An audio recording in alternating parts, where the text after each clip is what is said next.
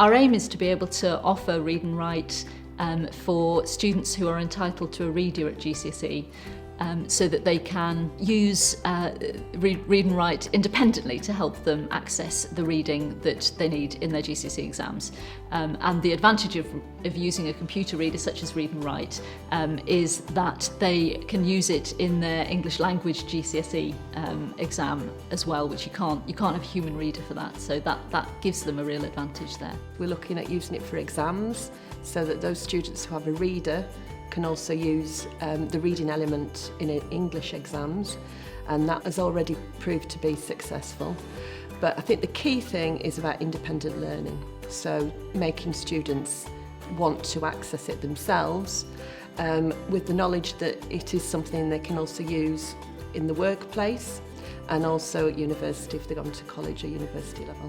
So we have electronic versions of the papers, so they can use the software to read the paper, as well as then type their work and then have their work read back to them as well. Well, one particular example involved a group of Year 7 students who reached their end of unit assessment, and to support them with their literacy in that, they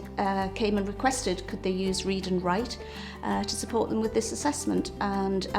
as I'm in a classroom which has flip-top computer desks, it worked brilliantly because the students who required that extra support were able to use the computers and the programme, which helped them enormously and made sure that some of them reached their target grade. This year in public exams we've actually had a couple of candidates who were really reluctant to use the software in the past, but this year I've encouraged them to use it, and they've been so happy once they've come out of the exam that they've actually gone for it and been able to have that independence to be able to read whatever they wanted to read. They didn't have to rely on a human reader, and of course then to have their own work read back to them as well. It's been brilliant for them.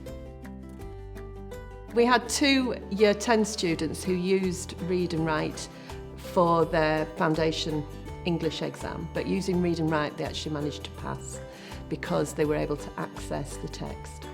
Certainly for exams, you know, for some of our students, they're not allowed readers in an English exam because it is testing your ability to read, but